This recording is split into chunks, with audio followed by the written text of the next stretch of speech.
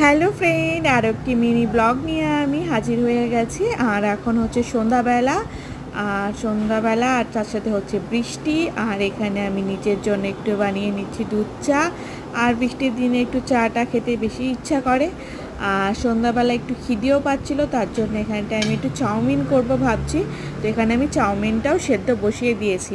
আর আজকে চাউমিনটা করব একদম দেশি স্টাইলে, লঙ্কা, বাদাম, আলু, পেঁয়াজ আর ডিম দিয়ে। আর এখানে আমার চাউমিনটা সেদ্ধ হয়ে গেছে, জল ঝরানোর জন্য আমি রেখে দিয়েছি।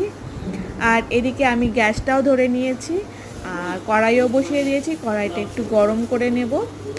আর এরকম দেশি স্টাইলে চাউমিন খেতে কার কার ভালো লাগে অবশ্যই আমাকে কমেন্ট করে জানিও। আর এখানটায় দেখো আমার আলু, পেঁয়াজ, ডিম, বাদাম সমস্ত কিছু ভাজা ভাজা হয়ে গেছে। আর এর মধ্যে দিয়ে দেবো চাউমিন, পরিমাণ মতো নুন, হলুদ, জাস্ট রেডি হয়ে যাবে গরম গরম চাউমিন।